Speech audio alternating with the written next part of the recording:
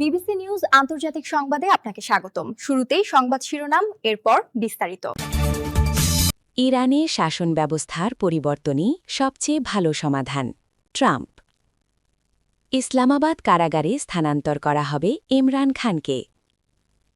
চুক্তি না করলে ইরানে অভিযানের হুঁশিয়ারি ট্রাম্পের।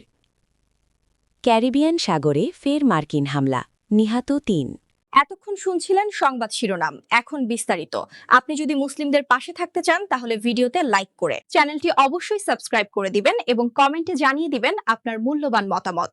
এখন বিস্তারিত।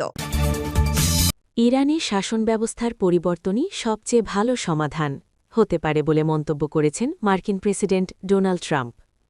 স্থানীয় সময় শুক্রবার ১৩ ফেব্রুয়ারি হোয়াইট হাউসে মার্কিন প্রেসিডেন্ট বলেন, ৪৭ বছর ধরে তারা শুধু কথাই বলে যাচ্ছে, এর মধ্যে আমরা অনেক প্রাণ হারিয়েছি। যদিও তেহরানের শাসন ব্যবস্থা পরিবর্তনের পর নতুন করে কাকে দেখতে চান এ বিষয়ে নির্দিষ্ট করে কিছু বলেননি ট্রাম্প। তিনি বলেন, সেখানে এমন মানুষ আছেন যারা নেতৃত্ব নিতে পারেন। ইরানের সর্বোচ্চ নেতা আয়াতুল্লাহ আলী খামেনি এখনও মার্কিন প্রেসিডেন্টের এ মন্তব্যে প্রতিক্রিয়া জানাননি।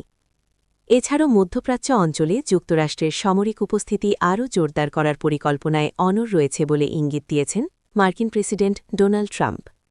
ইরানের সঙ্গে উত্তেজনা কমাতে কূটনৈতিক প্রচেষ্টা চলা সত্ত্বেও বৃহস্পতিবার এমন ইঙ্গিত দিয়েছেন তিনি।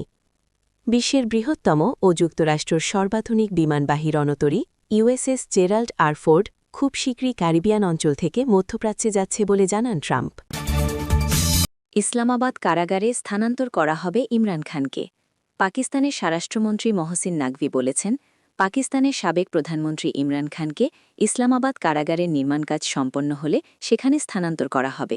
খবর সামা টিভির মাধ্যমের সঙ্গে আলাপকালে নকভি বলেন, ইসলামাবাদ কারাগারের নির্মাণ কাজ আগামী ২ মাসের মধ্যে শেষ হবে। কারাগারের ভেতরে সব ধরনের চিকিৎসা সুবিধা থাকবে। ইসলামাবাদের একটি আদালত ইমরান খানকে সাজা দিয়েছেন, তাই তাকে ইসলামাবাদ কারাগারেই স্থানান্তর করা হবে।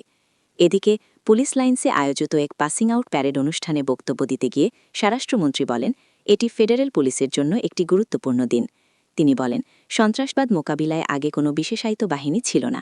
৩ মাস আগে একটি কোর্স শুরু করা হয় এবং দিনরাত পরিশ্রমের মাধ্যমে ৬ মাসের প্রশিক্ষণ কর্মসূচি মাত্র ৩ মাসেই সম্পন্ন করা হয়েছে। নকভি বলেন, প্রশিক্ষণপ্রাপ্ত সদস্যদের পেছনে যেসব কর্মকর্তা নিরলস পরিশ্রম করেছেন তাদেরই কৃতিত্ব। ইসলামাবাদের পুলিশ প্রশিক্ষণ স্কুলগুলো আধুনিকায়ন করা হচ্ছে এবং দেশের অন্যান্য অঞ্চল থেকেও সদস্যরা এখানে এসে প্রশিক্ষণ নেবেন বলে তিনি জানান। তিনি আশা প্রকাশ করেন, নবীন কর্মকর্তারা আন্তরিকতা ও নিষ্ঠার সঙ্গে কাজ করে সন্ত্রাসবাদ নির্মূলে ভূমিকা রাখবেন। পাশাপাশি সফলভাবে প্রশিক্ষণ সম্পন্ন করায় ইসলামাবাদের পুলিশ মহাপরিদর্শককেও তিনি অভিনন্দন জানান। চুক্তি না করলে ইরানে অভিযানের হুঁশিয়ারি ট্রাম্পের। পরমাণু চুক্তি করতে ইরানের ওপর চাপ বাড়াচ্ছে যুক্তরাষ্ট্র। মার্কিন প্রেসিডেন্ট ডোনাল্ড ট্রাম্প হুঁশিয়ারি করে বলেছেন, আগামী মার্চের মধ্যেই তেহরানকে একটি চুক্তিতে আসতে হবে। যদি কূটনৈতিক পথে সমাধান না আসে তবে দেশটিতে অভিযান চালানোর হুঁশিয়ারিও দিয়েছেন তিনি। ট্রাম্পের মতে এবারের সামরিক অভিযান হবে আগের চেয়েও বিধ্বংসী, যা ইরানকে পুরোপুরি স্তব্ধ করে দিতে পারে। স্থানীয় সময় শুক্রবার ১৩ ফেব্রুয়ারি হোয়াইট হাউসে এক বক্তব্যের সময় ট্রাম্প নিশ্চিত করেছেন যে ইউএসএস জেরাল্ড আর ফোর্ড খুব শীঘ্রই মধ্যপ্রাচ্যের উদ্দেশ্যে ক্যারিবিয়ান দ্বীপপুঞ্জ ত্যাগ করবে। ট্রাম্পের হুমকিকে বাস্তবে রূপ দিতেই এবার শক্তিমত্তা বাড়াচ্ছে পেন্টাগন।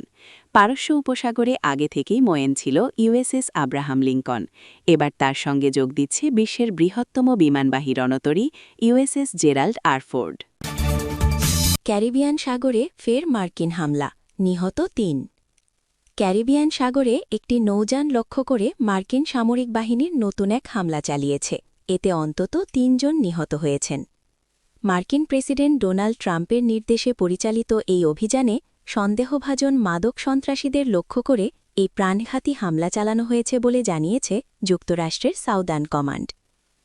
শুক্রবার ১৩ ফেব্রুয়ারি পরিচালিত এই হামলার একটি ভিডিও প্রকাশ করেছে মার্কিন কর্তৃপক্ষ, যেখানে দেখা যায় একটি মিসাইল আঘাত হানার পর নৌযানটি বিস্ফোরিত হয়ে পুরোপুরি ধ্বংস হয়ে যাচ্ছে।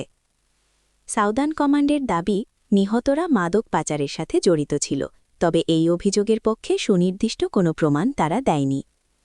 ২০২৫ সালের সেপ্টেম্বর থেকে শুরু হওয়া এই বিশেষ সামরিক অভিযানে এখন পর্যন্ত অন্তত ১৩৩ জন নিহত হয়েছেন।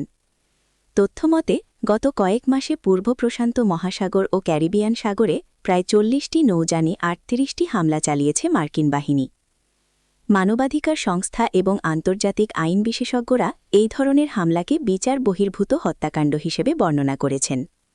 তারা বলছেন, অভিযুক্তদের আইনি প্রক্রিয়ার মুখোমুখি না করে সমুদ্রে সরাসরি গুলি চালিয়ে হত্যা করা আন্তর্জাতিক আইনের লঙ্ঘন।